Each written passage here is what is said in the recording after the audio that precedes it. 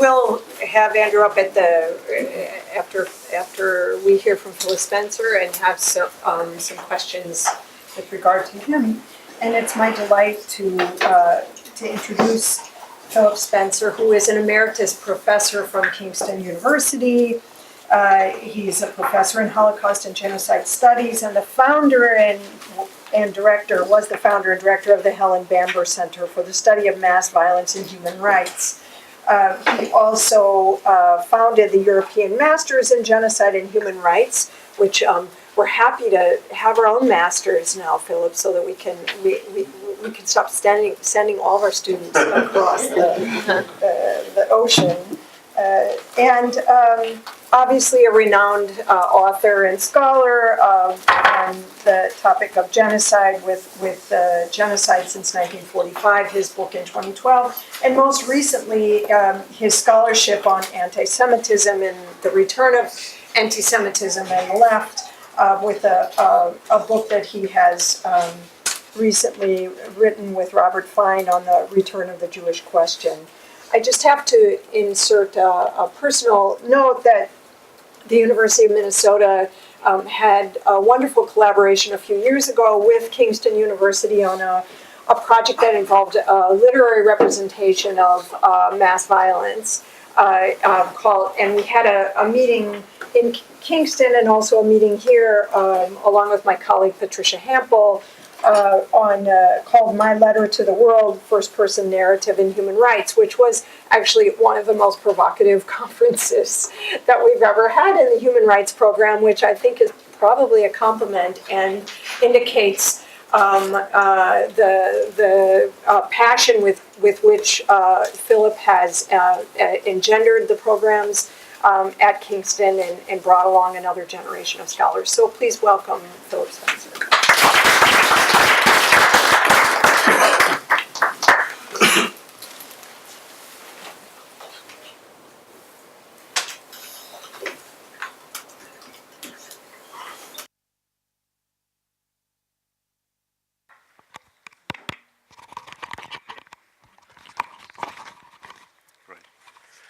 Well, thank you very much. That's very, very kind. I remember that conference very well. I unfortunately didn't come out to Minnesota for the second part of it, but the first bit at Kingston was absolutely amazing.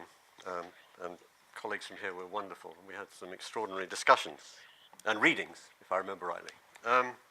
So thank you very much for remembering that. I'd like to just start by thanking Alejandro and Joachim for inviting me to this. It's very kind.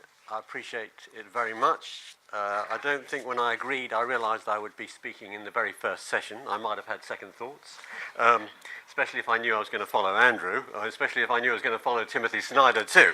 So that's slightly daunting, but thank you. And thank you also to everybody who, on the administrative side, who got me here so easily. I came through the passport control in record time yesterday, in about 15 minutes. And I was thinking, but I'm from the UK. Aren't you going to profile me? I mean, I'm from Europe. So that was rather disconcerting. That's right. Everything's been going so tremendously well in the UK. I'm very, very honoured to be here. And I have a lot to learn from this. I've learnt a lot from listening to Andrew just now, from listening to Timothy Snyder yesterday. I wish I could talk with the fluency that he showed yesterday, to speak for an hour without any notes in front of so many people, without a single and an I thought was absolutely amazing. And I learned even this morning, I was having breakfast with Adam, who taught me some new stuff about intentionality, so I'm on a big learning curve here.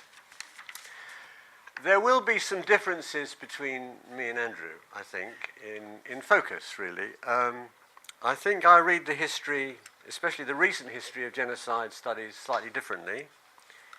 And I've engaged here in a critique of some recent developments. And I use the word critique in an old sense, maybe, not a rubbishing, but an attempt to think about what is constructive about this, and we can incorporate, but also what we might be losing. I guess that's my kind of old Marxian tradition at work there. But I particularly like the idea of an ethics of hospitality that Andrew was talking about, and I feel very much that has inspired what I've been trying to do. And I want to say a little bit to start with, if I can, to try to just situate myself in this field area. Because people often ask me, how did you start doing this stuff? Especially friends and family. When I'm out and about and people say, what do you do? And I say, well, I teach and write about genocide. And they say, oh, why? And I say, well, and I never have a very good answer to it, but one answer is historical. Okay, so I began thinking about this in the 1990s, in the middle of the 1990s, watching the events in Yugoslavia and especially Rwanda unfold. And I became very ashamed of myself at my lack of response, especially to Rwanda, less so to Yugoslavia. And why was I not alert to this? Why wasn't I politically active about this question? And it got me thinking a lot about myself, my politics, my history, my friendships, my activism.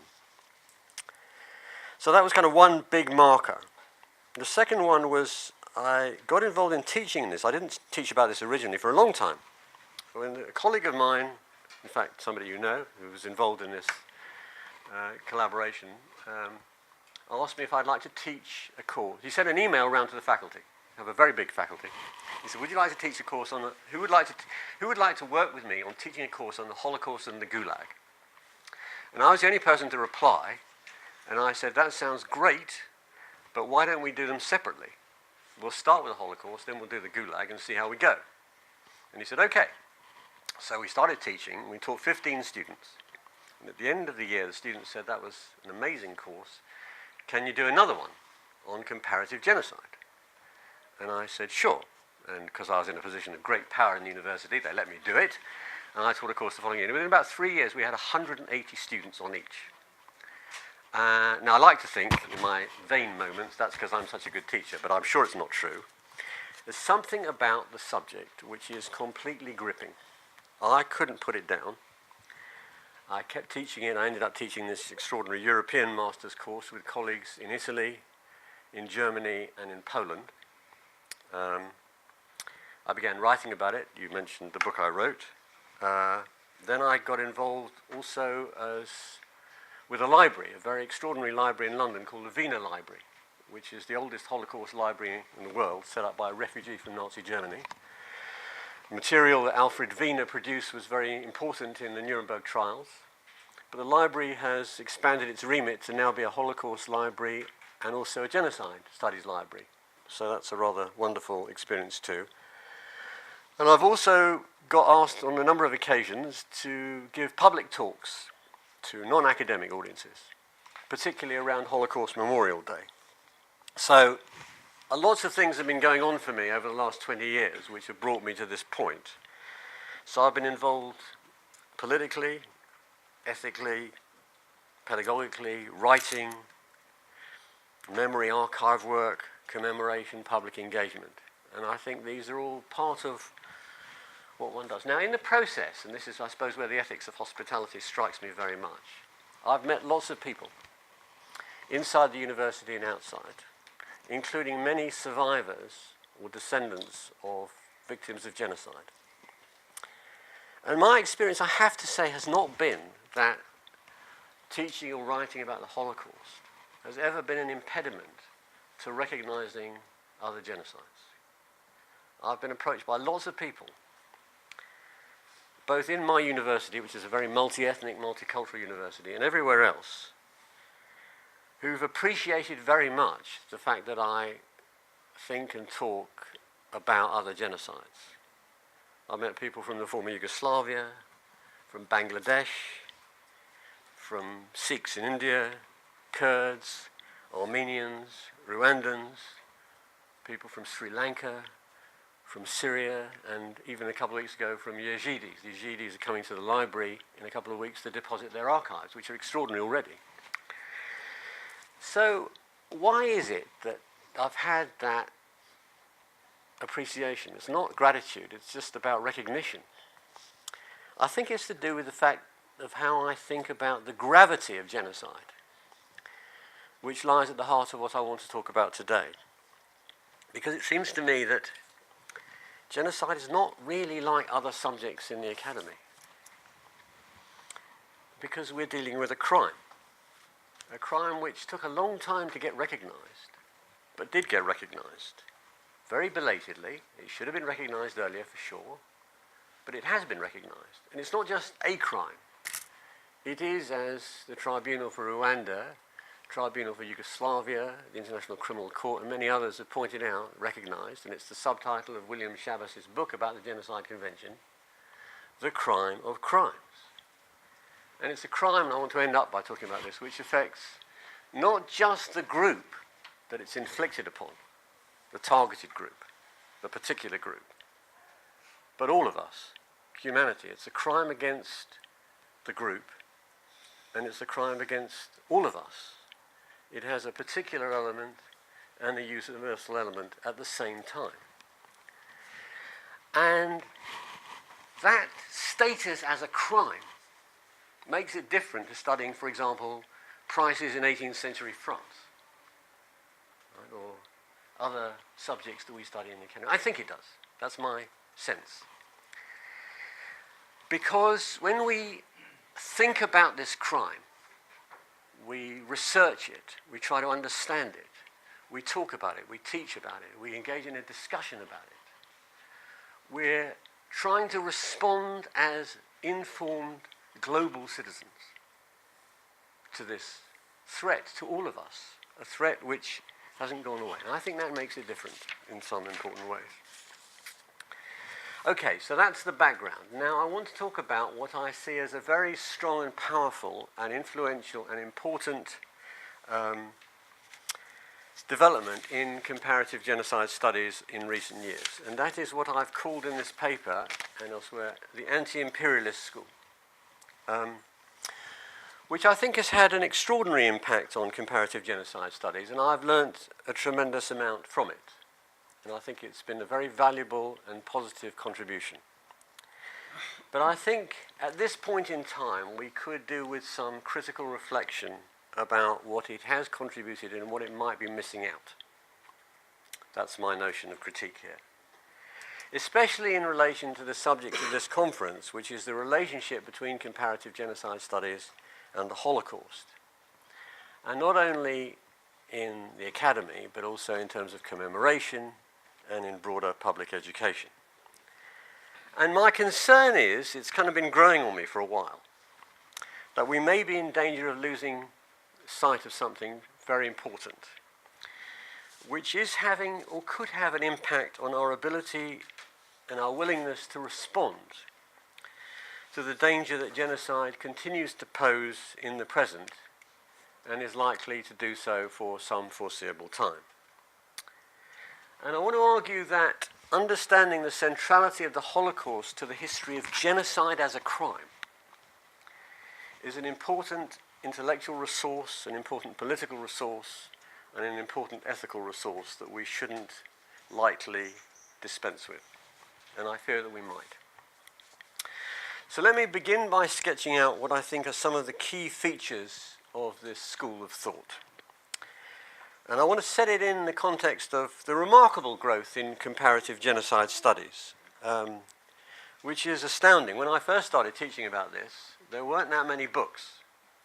There were some great books, and including one by Eric here, which was a core text for me for many years, but there's been a spectacular growth in comparative genocide studies across a range of disciplines. You can think about political science, you can think about sociology, you can think about geography, you can think about psychology, you can think about anthropology like Alex, and most recently and interestingly, criminology. I think it's interesting how late criminology is as a field of study. Given that genocide is a crime, it took quite a long time before any criminologists got around to writing about it.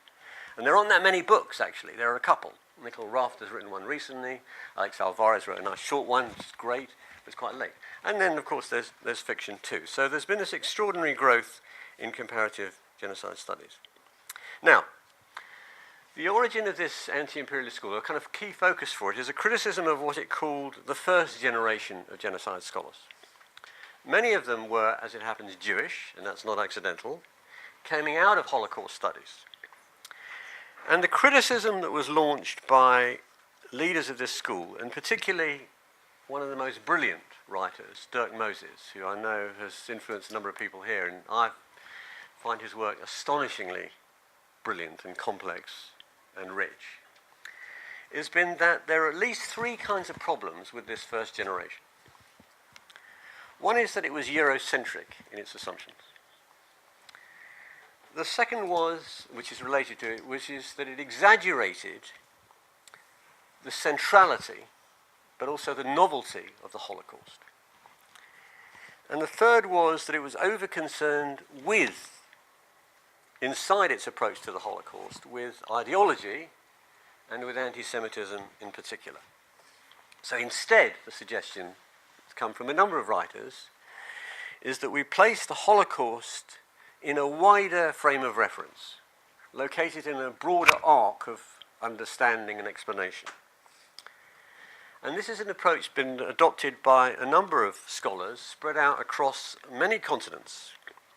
There is, for example, what we might call the Australian school, Dirk Moses is an example of that, developing insights from the studies of genocide committed against Aborigines, from German scholars working on German imperial rule in Southwest and indeed East Africa, informs two important analyses of violence deriving from American hegemony in Latin America, and beyond those regional contributions, a focus on the long-term as well as immediate impact of imperialism in shaping more general reflections and general processes and patterns within which the Holocaust should be located. So this is to place the Holocaust within a much longer time frame of reference and a much broader geographical spread. Going back to the conquest by Spain of the so-called New World, the conquest of North America by Britain and France, the expansion of the United States, the European conquest of Africa, Australia, New Zealand, and parts of Asia. And this is by no means an exhaustive list, but in many cases, imperialist conquest involved not only the subjugation of indigenous peoples, the theft of their land, and the pillage of their resources, but also resulted in genocide, in the destruction of groups in whole or in part. And that history of imperial genocidal conquest continues today as the effects of that conquest continue to be felt. So later genocides, which don't appear to be committed by Western imperialist states, are committed by others because of the context in which they find themselves, the frame of reference they have to operate in. And this can help us understand, for example, what one important collection describes as subaltern genocides, or genocides of the oppressed, in areas which were pillaged, vandalized, ransacked by Western states. And far too many of these genocides, it's argued, rightly, have been forgotten or ignored or even denied. And you've talked about some of that today, and Alex Hinton has edited a book called Hidden Genocides, whole set of forgotten genocides. And to bring those genocides into sight and to recall them requires a major rethink, which thankfully we are now undertaking in comparative genocide studies today. Now, the corollary of this argument has been that genocide studies has grown up, now become an adult, if you like. Daniel Firestein, a predecessor of yours as the president of the IAGS, has written an interesting article, Leaving the Parental Home, in which he says comparative genocide studies has freed itself, grown up, set up its own house after Holocaust studies, and is now the adult in the world. And the parents no longer have to dominate us. In fact, it can be the other way around. The child can now, the grown-up child, can now tell the adult how to behave. And that's the thrust of his argument, which is comparative genocide is now standing on its own 2 feet, has its own domain, and can now, in fact, inform Holocaust studies with the insights that it has generated.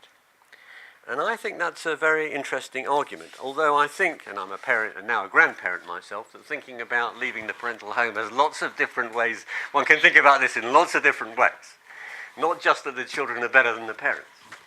And I'm looking forward to watching my granddaughter be better than her mum, so that'll be good.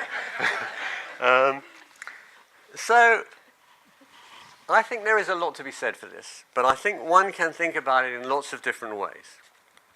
Now, the argument that the Holocaust could be set in this context, let's have a look at what that might mean. The argument has been, there are a number of different versions of this, is that the best way to understand the Holocaust is as a colonial genocide. It took place in Eastern Europe. Why did the killing take place in Eastern Europe? Because that was the area that the German Empire, like other empires, expanded into. It couldn't gain colonies elsewhere in the world. It was more appropriate, more suitable, more realistic, more practical, better for the Germans to conquer their space in Eastern Europe. And they drew upon earlier experiences as precedents, particularly the experience in German Southwest Africa and East Africa. This is Jürgen Zimmerer's point, where they developed, for example, concentration camps, working people to death, where the famous annihilation order of General von Trotter in 1904 was a predecessor, if you like, for the Kommissarbefehl in Operation Barbarossa, and so on and so forth. So the German model is very important, but the more important and even more profound answer to understanding the Holocaust insight is that what the Germans did in Eastern Europe is fundamentally the same as what other Western imperialist states did elsewhere. This, of course, was also Hitler's claim. Hitler very famously said, "What India was for England, the Eastern territories will be for us. The natives will have to be shot. Our sole duty is to Germanize the country by the immigration of natives, regarding the natives as redskins." So we have Hitler's argument, we have the German precedent, and what we have then is a broader argument that what goes on here is a case of fundamentally of settler colonialism by the Germans. And this is a settler colonial project to support Germany's competitive need to be a strong and powerful imperialist state like other imperialist states, particularly the emerging and growingly important United States. And what was needed by the Germans, as it was needed by the others, was, as one writer puts it, a space for our race to go into, to expand into, space that was identified, and you've talked about the Terra Nullius here, as identified as either empty or wasted by inherently, intrinsically inferior others. Now, there are various versions of this argument. Some are more complex than others, some are more sophisticated than others, some have different time frames than others, some are less linear than others, as you've pointed out. The most, I think, radical version of this can be found in Patrick Wolf, where he argues that the issue is the original invasion. We don't need to obsess about intent, because invasion, he says, is a structure, not an event. And it's a structure which set in motion a logic of genocide, sooner or later. And I think this is a very powerful argument. The question is why it was not understood before. Why was this not seen before? And the argument is that it wasn't understood because the shock of the Holocaust, as it impacted on the first generation and many others, was superficial, actually. It was a shock that it had happened in Europe, ignoring what had happened everywhere else in the world. As Aimé Césaire, who is a writer very frequently cited in this context, very famously put it, "The reality is that Europeans," and I'm quoting him, "tolerated Nazism before it was inflicted upon them. They absolved it. They shut their eyes to it, legitimized it, because until then it had been applied only to non-European peoples." Now, these are very powerful arguments and can in many ways enhance our understanding of the Holocaust and the connection between the Holocaust and many, though not all, other genocides. They help us to some extent to think about aspects of the context of the killing in the Holocaust, that it took place where it did, not somewhere else, and that the violence against Jews was accompanied by extreme violence against others in the region. And they help us think, too, about the Holocaust as a genocide, alongside other, indeed many other cases, before the Holocaust took place. And I have to say I've been very, very influenced by this argument, and very personally affected by it. I can remember going to Australia a few years ago and standing on the shores and thinking about what had happened in this place. Now, I come from Britain. I have a Jewish family and history, so I have a long history to reflect upon. And I'm standing in Australia on the shores of Botany Bay, where Captain Cook arrived a couple of 100 years ago. And I think the research tells us that Aborigines have lived in that part of the world for 40,000 years or more, and within a couple of centuries they form 1 to 2% of the population of Australia. These are dizzying thoughts, clearly, and we have to think about it. As a global citizen, I have to think about this. What has happened here? How can this be? The ships that arrived in Australia arrived in 1788, right? That's 1 year before the French Revolution, okay? And now, it's a completely different place in terms of the people who live there, the culture, the values, the beliefs, the norms, and so on and so forth. It's an astounding phenomenon to try to grasp. So, I have been very, very powerfully influenced by it, but I think it has its problems, and I want to try and address some of them. I don't have that much time, but I'll give it a go. But I particularly want to look at what I think are some of the silences or occlusions that can occur within this frame of reference. And I think in particular, it is not able really to comprehend fully a number of aspects of the Holocaust to start with.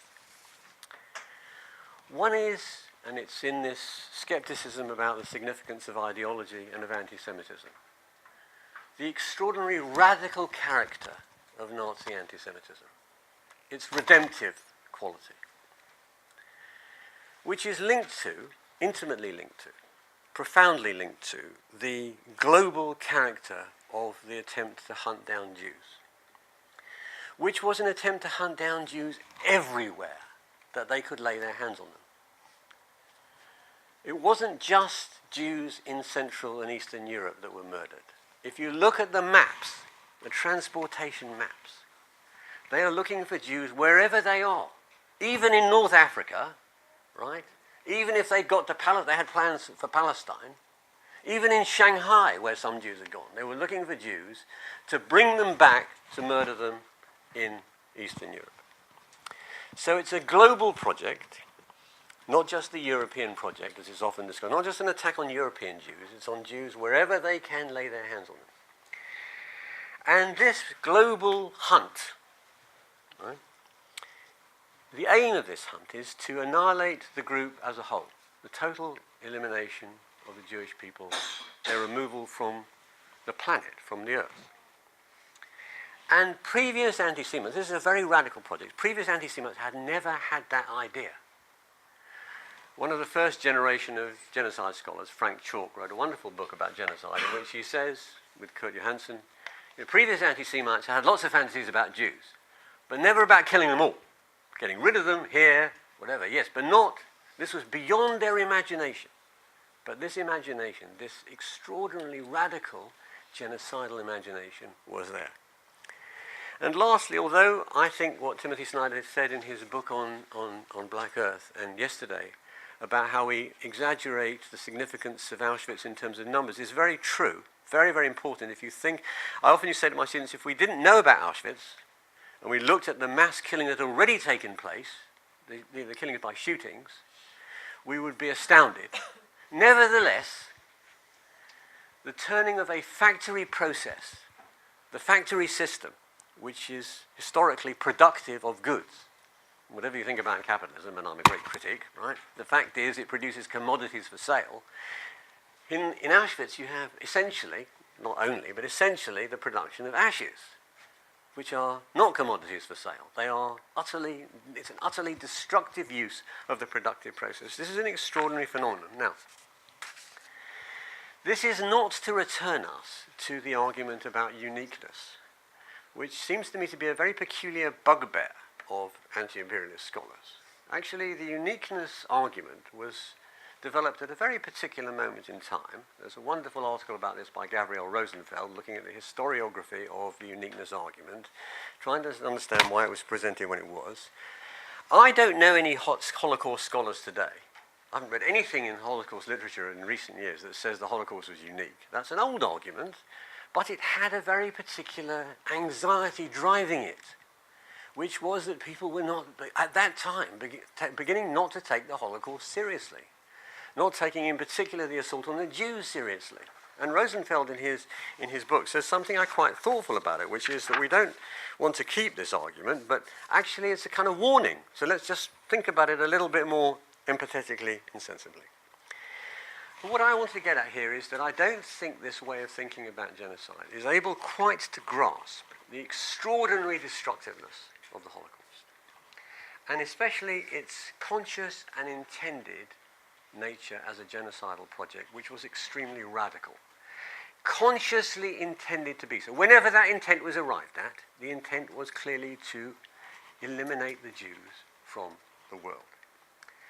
And the importance of this is not just because of what this can't tell us about the Holocaust, but what it might then imply for thinking about what the Holocaust led to, which was the Genocide Convention, which I read differently to you, I think, more favourably. So I think when we think about the Genocide Convention, we have to think obviously about Raphael Lemkin, who, to my mind, is an extraordinary moral figure. More than anything else, he's an ethical figure for me. He's trying to come to terms with something catastrophic and to formulate an ethical response to it. What should we do faced with this appalling phenomenon as citizens of the world? Now, Lemkin has been seen by many people, by many anti-imperialist scholars, as rightly as concerned with empire and the destruction of indigenous peoples, and that is absolutely true. He's also been seen to have been impelled by the Armenian genocide, and that's also true. But he was undoubtedly, clearly, as any biography of Lemkin shows, and his memoirs, his autobiography tells you, he was incredibly moved by what was happening to the Jews, what he feared was going to happen to the Jews before anybody else. And one of the things I've been thinking a lot about is, when did people wake up to the possibility of the Holocaust? And he's one of the few who did before the event. He began to sense that something really ominous was taking place. Now, what's amazing to me about Lemkin is that on the one hand, he held on to that impulse. Something fearful, terrifying is about to happen to this group, but also the breadth of generosity and imagination he showed in thinking about others. He was able to hold in his mind at the same time the particular and the universal. Not the only one. Another very important figure I'll come on to in a minute, Hannah Arendt, did the same thing. But Lemkin did it. So Lemkin then argued for the concept of genocide.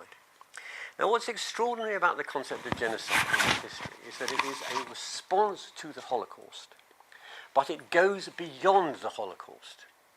It could have confined itself to the definition of genocide that applied to the Jews as the destruction of the whole group. But it doesn't. The Genocide Convention, in Lemkin's mind, the concept of genocide was something that went beyond that to think about not just the destruction of the whole group, but the destruction of the group also in part. Now, Lemkin saw the Holocaust as key to winning support for the Genocide Convention. He did not see it, nor was it, in fact, an obstacle to the recognition of other genocides. In fact, when you look at the lobbying that Lemkin did, he got a lot of support from all over the place. He wasn't particularly, interestingly enough, although he was driven by his anxiety about what was going to happen to the Jews and did happen to the Jews, able to talk and to mobilize support from people all over the place. He got a lot of support from Latin American delegations, from African delegations, from Arab delegations. In fact, he got more opposition, it turns out, from European delegations than the others. So there's no question here of Eurocentrism being a problem for Lemkin. It was the Europeans that were a problem for him, but he was able to overcome them, the British especially, by the way. And then we know the United States also then withdrew, having helped him get the convention. Right. So then let me look at the convention. The convention and the concept of genocide that we find in the convention. I want to make a couple of points about it. The first of all is that the convention is more than a legal document. It is a legal document, but it is also a political document. It's an international treaty as well as a law. It's a convention, an agreement between states about what they then have to do faced with a threat to a group and to humanity at the same time. It has the universal and the particular. But the definition of genocide, which has been much criticized by many genocide scholars and by me and by my students over and over again, right, is not anything like as closed as people often claim it to be. Now, I'm not saying it's perfect.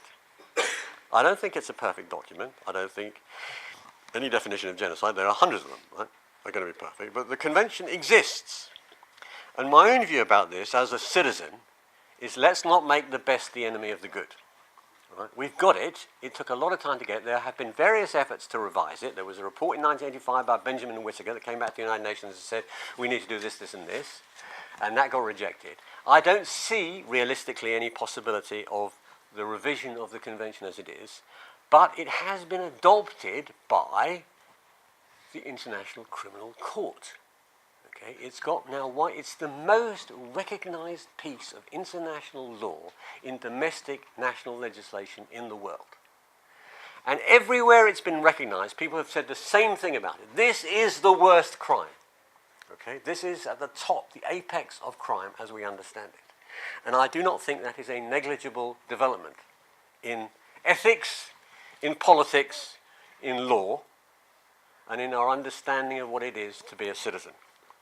And the fact is that it is open to interpretation, as laws always are. It's not the case that you write down a law and that's it. Everybody knows what's in the law.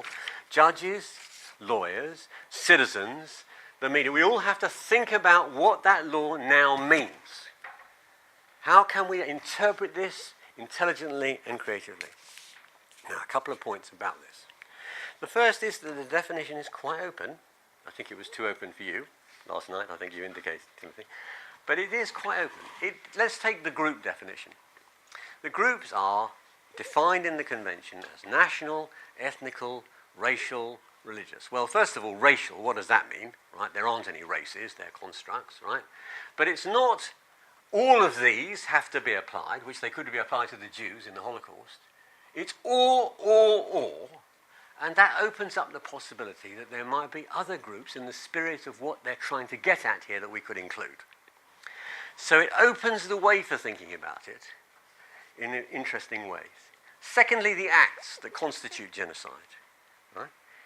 Somebody's already mentioned it, I think, that this could be more openly interpreted. It isn't just killing. Actually, there are lots of elements of the acts of genocide that we can now bring in other things, particularly if we think about, for example, sexual violence, rape, which was not defined, written down in the convention as a form of genocide, but actually it's been so present now that we understand it in genocidal processes that judges include this in their understanding of genocidal acts. It's been an extraordinary development in that respect. So a serious review of the history of how the Genocide Convention has been understood over time shows that it is not quite as narrowing as people claim, I don't think. But another more important question, which I want to think about even more after breakfast with Adam, has been the question of intent. Because the Genocide Convention says there has to be the intent to destroy the group in whole or in part. And what is meant by intent? Now, many genocide scholars say, well, how can we work with this? We're scholars. We can't read into people's minds and so on and so forth, so this is too restrictive.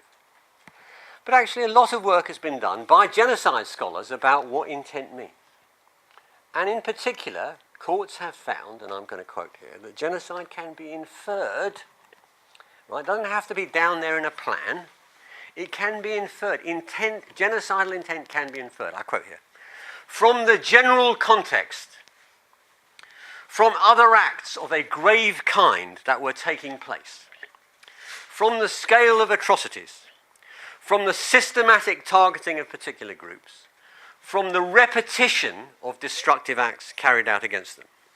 It seems to me this line of argument, this notion of intent, which is quite open and opening up, is consistent with and can be informed by recent comparative genocide studies, scholarship which has significantly deepened our understanding of how intent is always concealed, as James Campbell has put it, but can be found to be embedded in historical contexts, of how collective intentionality operates, of what is involved in intent when one talks about groups, not individuals, and of different levels of involvement and responsibility, going down to the so-called ordinary men or ordinary men and women who are participants in genocide, and of the genocidal process, particularly of what Ernesto Verdeja has described as emergent intent, and especially of its cascading radicalization. Although I take very much your point about genocidal moments and the difficulties of linearity, but nevertheless, in many genocides that I've studied, the cascading radicalization that Verdeja talks about has been present. Now, thinking about radicalization returns me to the Holocaust and its particular radical character.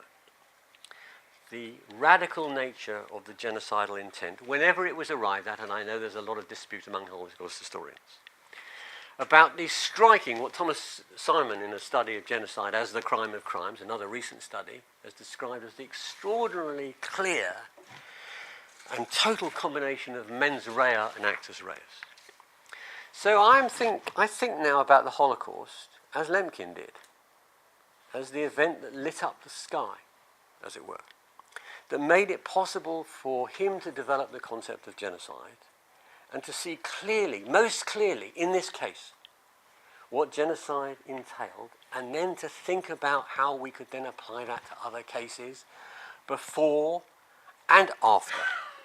So we can now, as a result of this extraordinary achievement, the concept of genocide, and this extraordinary ethical, political, and legal achievement, which is the Convention, look back at lots of cases of genocide that we had not seen before, and there are many to come, I'm sure, that we would want to include.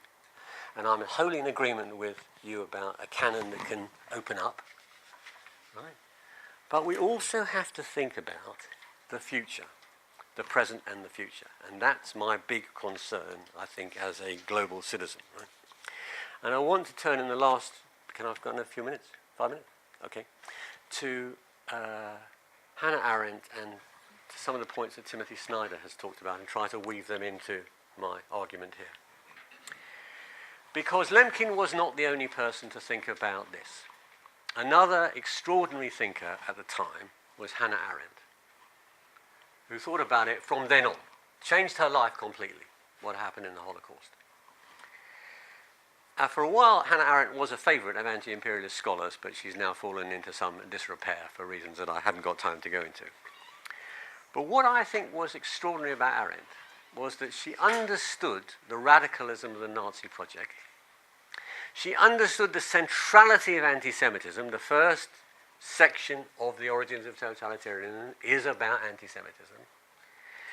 But she understood that it was a global project that the Nazis were involved in. But she also understood the relationship between what happened to the Jews, the particular genocide of the Holocaust, and the universal other genocides, past, present, and future. Now, Timothy Snyder has, I think, picked up a lot of this in his work, both in Bloodlands and in Black Earth. And I think most interestingly, in my view, in the way he thinks about the universal and the particular, and the emergence of what he calls a new kind of politics and a new knowledge of what mass killing, mass violence can be about.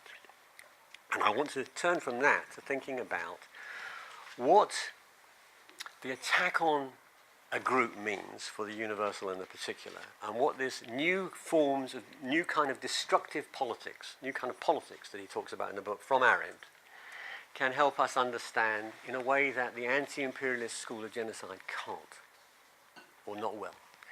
And that is the extraordinary proliferation of genocide since the Holocaust. Because the Holocaust was a remarkable event, and it generated the idea of never again. So what has happened to the history of genocide since the Holocaust? We had the Holocaust, we had the Convention, what's happened? So if you just forgive me for a minute, I just want to read out a brief list, okay, of genocides that have taken place since the Holocaust. Let me give just a few examples, all right? Okay, we have got, as well as the ones I've already mentioned, Yugoslavia and Rwanda, the ones that got me thinking, we've got at least these, right?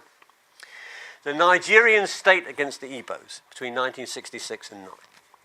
The Pakistani state against Bengalis, Bangladesh, 1971. The Burundi state against Hutus, 1972. The Paraguayan state against Guayaki Aceh Indians in 1974. The Cambodian state against Cambodians, but also against the Vietnamese and Cham and others between 1974 and 76. The Guatemalan state against Mayans and leftists from the 1960s onwards, and especially 1982 to 3. The Sudanese state against the Dinka, the Nuer, and the Nuba from 1983 onwards, and again in 2011 to 12, ongoing. The Serbian state against Muslims in Bosnia between 1992 and 95.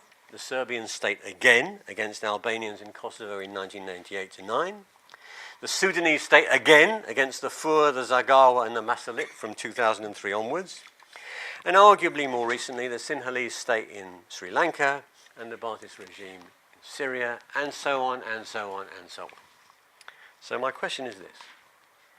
How within an anti-imperialist frame of reference can we understand these and many other genocides? Because one thing is very striking about these genocides, and that is they have not actually been committed by Western imperialist states, by liberal democratic states. However worried we are, rightly, and I come from Britain, which has just committed suicide, thinking about liberal democratic states and their future, and I'm now in the United States, and it's a very exciting time to be here. Not. Right.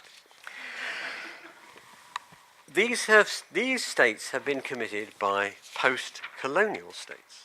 Now, one element of this is very striking. Right? These states have agency. Not every post-colonial state commits genocide. So the idea that the Western imperialist state structure created the conditions for genocide is true in some respects, but it doesn't help us understand enough the agency or the intent. But if we think about it in terms of the history of genocide as a much broader phenomenon, and think about genocidal practices and history and expertise and inventiveness, we can trace a different line of inquiry, which is how genocidal perpetrators learn from each other. Because one way of thinking about the Genocide Convention is it was a response to that genocide, that very radical genocide. But another way of thinking about it is that genocidal perpetrators since the Convention, since the Holocaust, also know this history.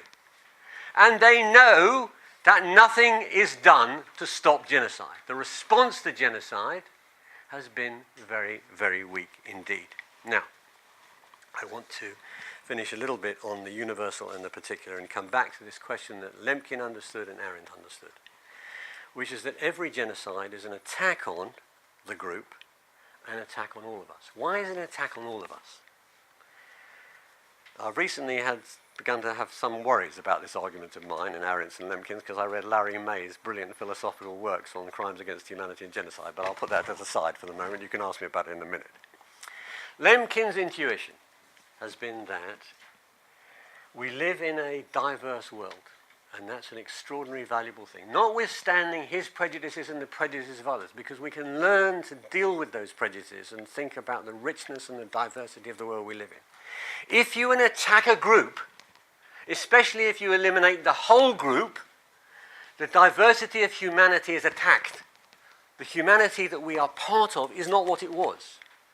Arendt says this very clearly at the end of Eichmann in Jerusalem, that the Nazis wanted to play God. They wanted to change, they wanted not just to kill the Jews, but to change the nature of the humanity that we are all part of. And that is intolerable to us as citizens. Because we are all human beings, we are all connected. So defending the group is an obligation for all of us, and therefore we have to respond to genocide. Because if a group is attacked, it affects the group, and we have to have solidarity with the group, because they're other human beings, but it affects us at the same time. This seems to me a very profound idea that is we're most clearly alerted to by the Holocaust, because the project was to eliminate the whole group. This is not about suffering. This is not about competitive victimhood. It's about the clarity of the genocidal project in that case that makes us think about what is involved, and the breadth, the imagination that Lemkin showed, and we all have to show, to respond to the threats that genocide poses. Now, it seems to me that thinking about the centrality of the radicalism of the Holocaust in the history of genocide, what it allowed us to think about, or helped us think about, is something we need to hold in our minds. And I want to finish with a couple of points. I will finish now, okay, which is about scholarship and commemoration and education. Because I think that rather than the Holocaust getting in the way, seeing the Holocaust as this radical project, and what it enabled us to think about, what we owe to Lemkin and Arendt, and what we have to hold on to in the convention and develop from the convention, means that the Holocaust is not an obstacle at all. It doesn't get in the way. It doesn't narrow us down. It isn't something that stops us thinking about other things. It's something that helps us think about other things, helps us understand other genocides, bring in other genocides, see them for what they were, and helps us commemorate them, and helps us learn about them. So I just want to finish by returning a little bit to the autobiographical for a moment. In my experience of commemoration, working with the library, we began by building up this extraordinary Holocaust archive, and we now have an archive about Rwanda, about Yugoslavia, about about Armenia, and now about the Yazidis, and other people, and about the Kurds. People come to the library all the time and they say, this is an inspiration to us. We want to develop our own archive. Can you help us do this? Can you take some of our acquisition and so forth? So the library has not been, as it were, narrowing down in any way, quite the opposite.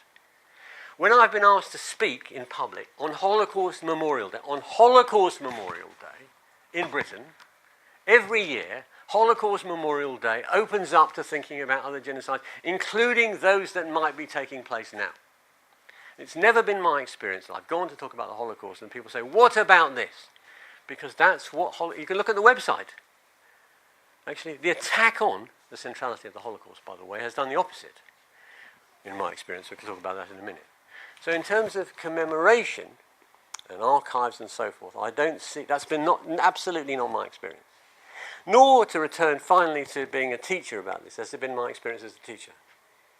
As I say, I began by teaching about the Holocaust, and immediately I started teaching a course about other genocides, which attracted huge numbers of students. And then I moved from teaching in the UK to teaching in Europe. I give out lots of different genocides. So what I don't see any evidence to support the proposition that the Holocaust gets in the way. On the contrary, I think it is an invaluable resource that helps us think about genocides, past, present, and future. Thank you.